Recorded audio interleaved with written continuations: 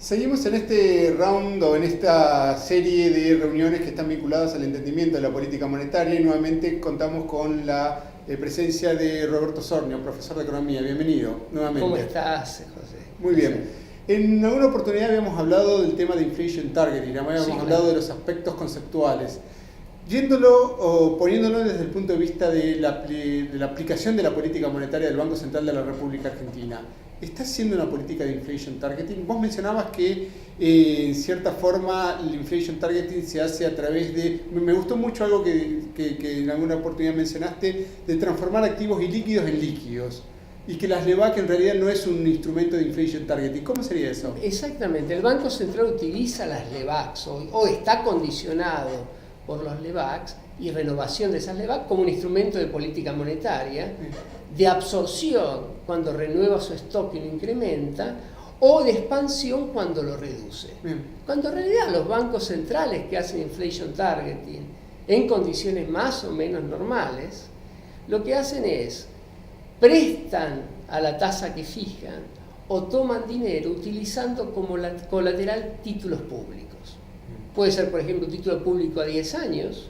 Entonces el Banco Central lo que dice es, si quiere introducir dinero en el sistema, o viene, en realidad él no quiere hacerlo, viene un banco y dice, bueno, mira, a la tasa que vos fijaste de corto plazo, yo lo que quiero hacer es tomar plata. Entonces te vendo en el contado el título público, vos me das el dinero, y a su vez el Banco Central lo que hace es venderle ese título en el futuro. Es decir, no hay en realidad una expansión monetaria neta, sino que hay una liquidez, un préstamo.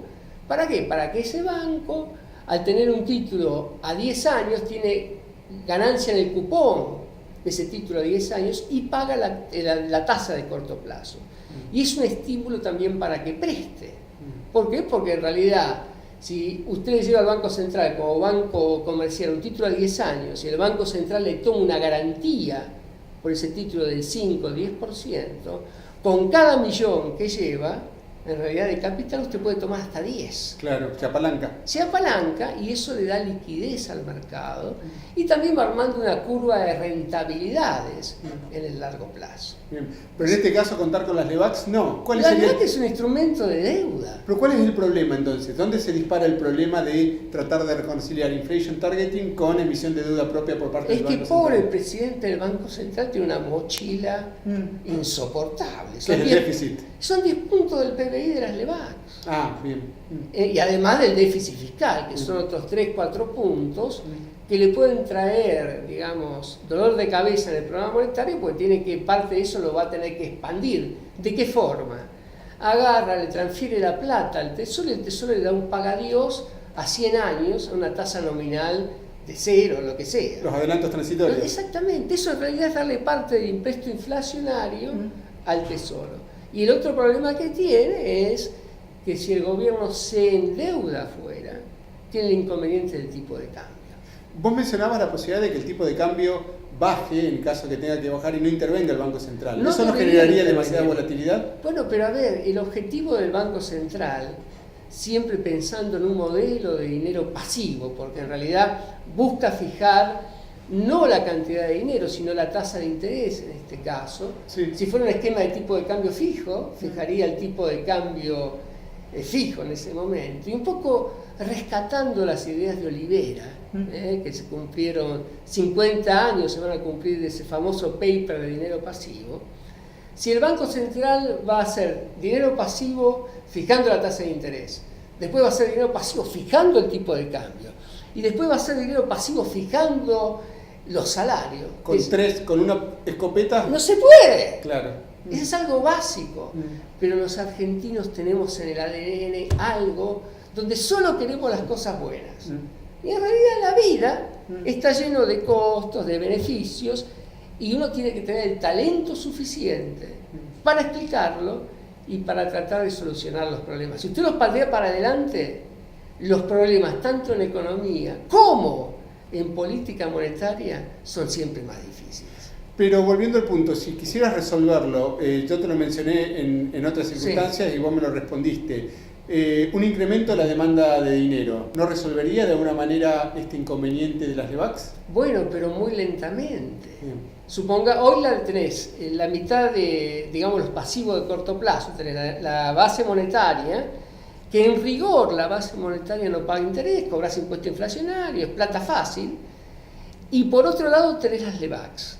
Para que, digamos, se solucione el problema de las LEVACs, Sí. lo que tendría que hacer el gobierno es, bueno, aumenta la demanda de dinero, supongamos. Sí. Entonces el gobierno lo que hace es, lentamente, no va renovando una cierta cantidad de LEVACs. Bien. Pero si son 10 puntos del producto, Claro. y suponte que la economía crece 3-4% todos los años, ¿qué lo vas a bajar en 35 años la Claro, LEVAC? claro. Creo que no llegás. ¿Y entonces?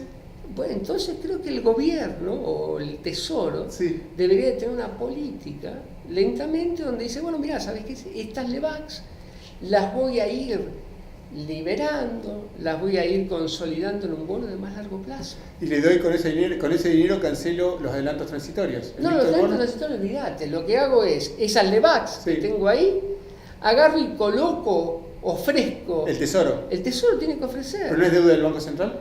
Es que el Banco Central no podría tener esa deuda. Es que Eso no es inconsistente con el Exactamente. Banco Central. Mm.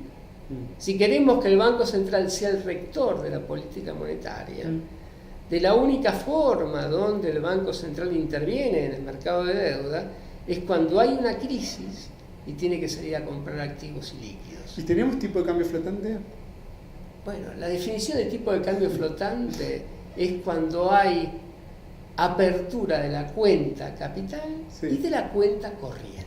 Bien. ¿Por qué? Porque uno necesita de una demanda y de oferta de dólares que sea relativamente libre. Claro. ¿Por Y qué? que sea Porque- amplia. Que sea amplia. Cuando uno piensa en términos de salarios y salarios reales de la gente, el salario real de la gente no es solo lo que le puede pagar el salario nominal, es también lo que puede comprar. A mí me causa mucha irritación escuchar a muchos empresarios argentinos, digamos, que son de industrias intensivas en capital, Sí. que dicen, yo ofrezco y pago buenos salarios. Sí, sí, al trabajador tuyo vos le pagás bien, pero la protección que cuesta eso, es decir, el incremento que tiene el producto que producís en relación a lo que sería un producto importado, hace que el salario real de los demás caiga. Bien. Entonces, no hay que tenerle miedo a la competencia. Sí, eso gatilla algo que es muy sano, irónicamente, que es la discusión de la competitividad. Te llevo a un punto y quiero aprovechar esto Sí. que mencionaste, no estaba originalmente en la agenda, pero las teorías de comercio internacional terminan favoreciendo supuestamente al consumidor. ¿Sí? En el Sí, sentido sí, de que claro. uno compra, por Sí, ejemplo, sí, en lugar sí, de fabricarlos en Argentina, se Sí, compra sí. en el exterior y bueno, siempre la crítica está dada que se pierde trabajo argentino, supuestamente, Sí. ¿no? Bien, esas son las críticas estándar. Sí. ¿Sí? Ahora, todas las teorías de comercio internacional, de alguna forma, no tienen implícito dentro del análisis que las condiciones laborales entre los países y las regulaciones laborales entre los países son las mismas.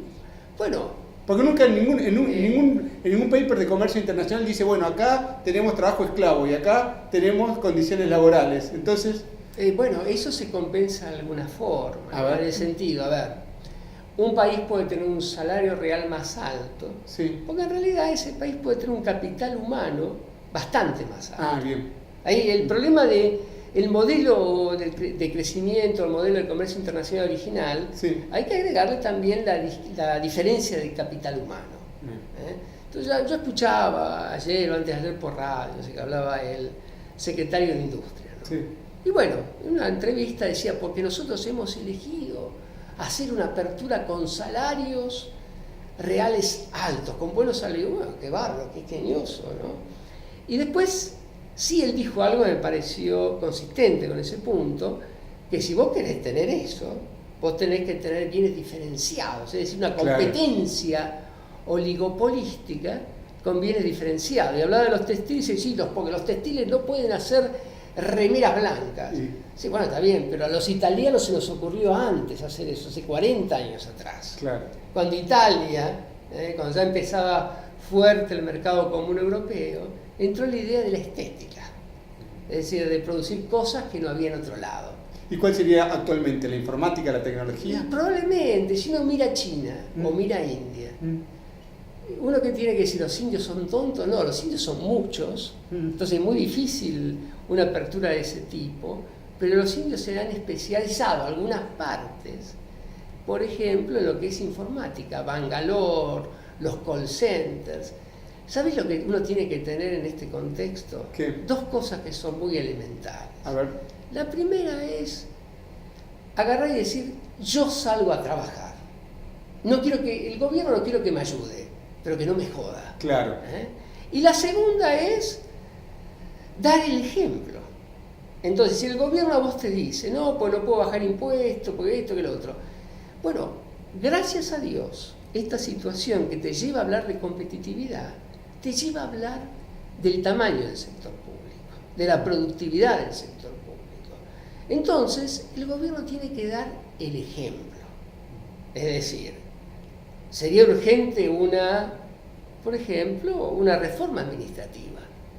Porque si vos vas a tomar a tus amigos, lo mínimo que tendrías que hacer es echar a los que estaban antes, digo, para claro, que sea suma cero. Claro, es lo que dicen las capas geológicas que las se van. Las capas geológicas, el apilamiento, sí, es muy contraproducente.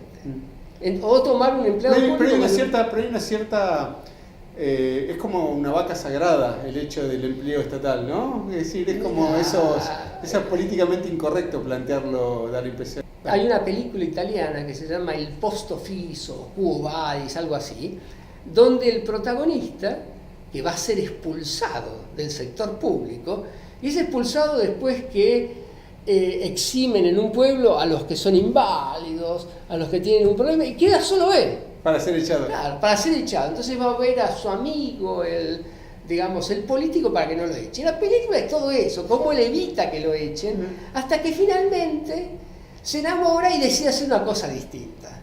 Así que les recomiendo que la vean, es muy buena, pero te marca el problema de que el Estado hace estúpidos a la gente. Y se vuelven creativas en ese tipo de cosas. Se vuelven creativas, exactamente. La otra que me hacía acordar justo cuando lo mencionabas es una famosa de Soriano, creo que es. Sí, claro. La nona. La nona. Y a veces te da la impresión de que el Estado termina siendo como la nona, se come todo y sobrevive a todo el mundo, ¿no? Arruina a todos y termina sobreviviendo a todo el mundo, ¿no? Sin duda. Roberto, muchísimas gracias por tu a tiempo. vos.